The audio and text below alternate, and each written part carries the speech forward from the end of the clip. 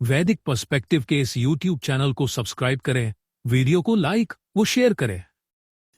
ओम यत इंद्र अहन प्रथम जाम अहि नाम माई नाम अमिनाह प्राउत मायाः आत सूर्य जनयत द्याम उषा सम तदीतना शत्रुमना किला विविध से। जो तुमने हे इंद्रियों को वश में करने वाले हनन किया अहियों में प्रथम उत्पन्न का और तत्पश्चात मायावियों की मायाएं पूरी तरह विनष्ट हुई, तत्पश्चात सूर्य को जन्म दिया, स्वर्ग को, उषा को, तभी तुमने निस्संदेह कोई शत्रु नहीं पाया। यह जो मंत्र लिया गया यह ऋग्वेद के प्रथम मंडल के 32वें सूक्त का चतुर्थ मंत्र है। ये सब जो है विचारधाराएं ये फैली हुई हैं, इन्हें समाप्त करने के लिए ईश्वर ने हमें बोला है। तो उसमें वही नीति पहले वही अपनाई गई है कि आप उनके पहले जहर के दांत तोड़ दो और उनको जो है जो जहरीली जो थैली वो निकाल लो। मतलब उनके जो उनसे जो कमजोरी है वो कमजोरी उनकी पकड़ लो और उनको उनकी नस पकड़ो। कमजोर नस को पकड़ना है, तब फिर वो अपने जो काम है वो बंद करेंगे, गलत काम। तो ऐसे कई प्रकार के हमें नीतियां बना के उन्हें समाप्त करना है, उनकी विचारधारा को। यहां दूसरा कारण बताया गया है, दूसरी कार्य का करना है।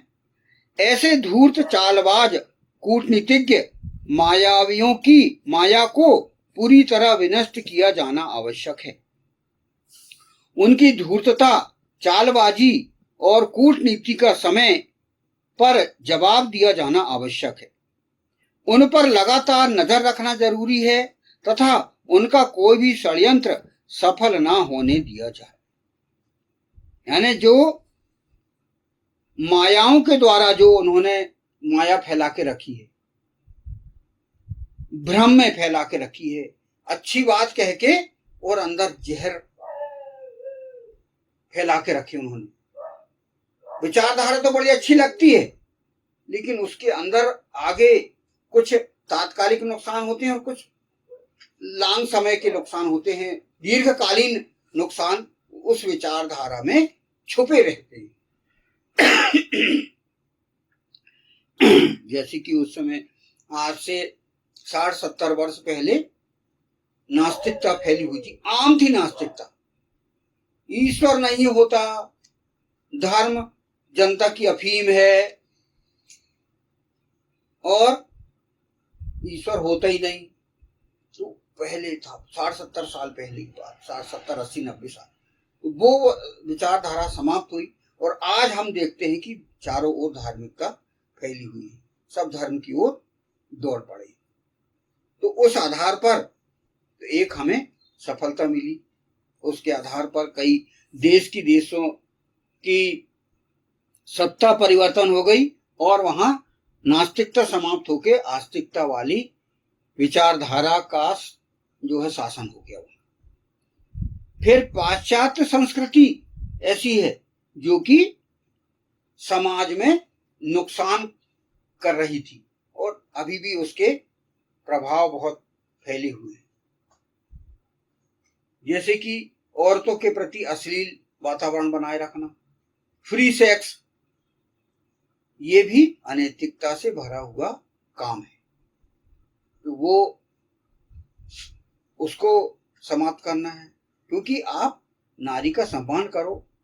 नारी औरत आपके लिए परिवार बनाने के लिए दी गई है। औरत ही घर है, जायद स्तंभ, ये कहा गया है। ईश्वर ने उसे औरत ही घर ये कहा गया और उसको कहा गया है कि वो ब्रह्मांड निर्मात्री है, दूध पिलाने वाली धाया है ना।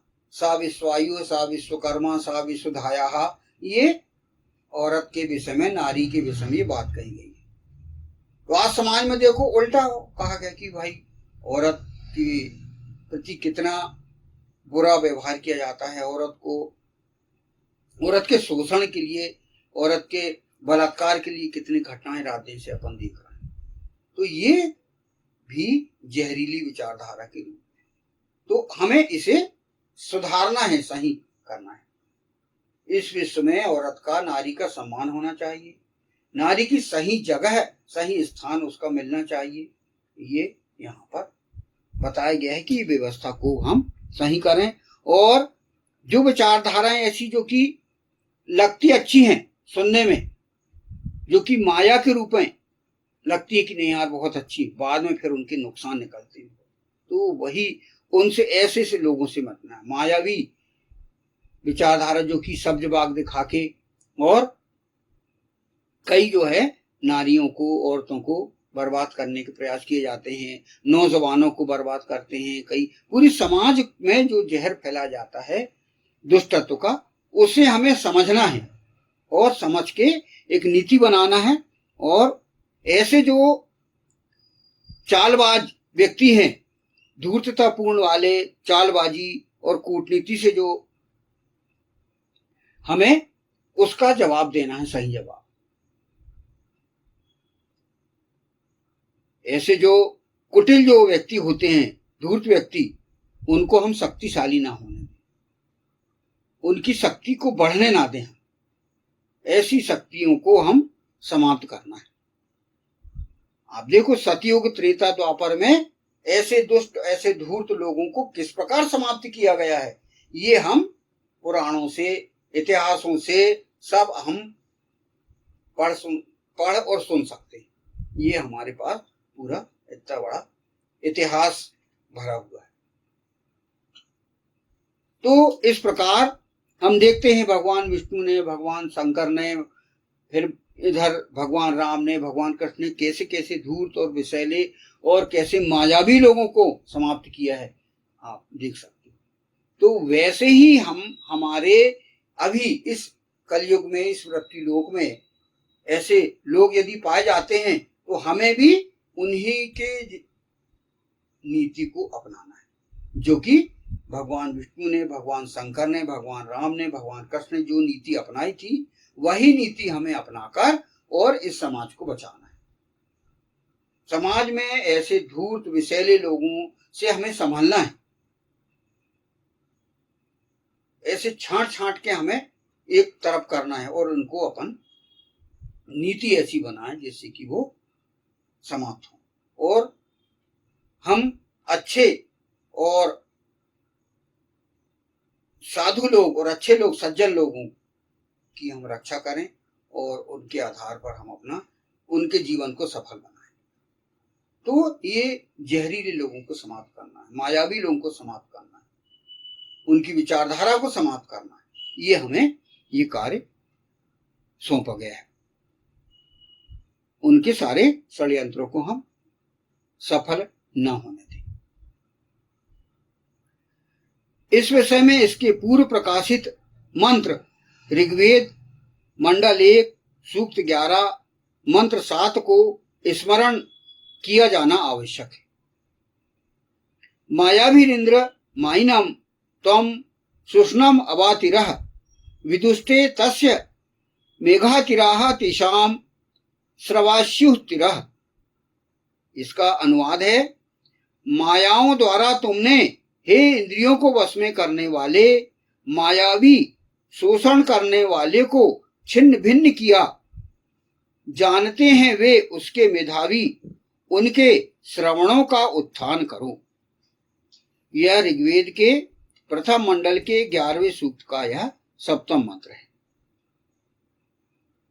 ये यहां पर आपको बताया गया है कि आपको बहुत भ्रम में रखेंगे वो, कि बहुत अच्छा है, बहुत अच्छा है, चारों तरफ से आपको आकर्षित लगेगा कि ये विचारधारा अच्छी है, ये बात अच्छी है, और आपको अंदर ही अंदर धीमा जहर देते रहेंगे।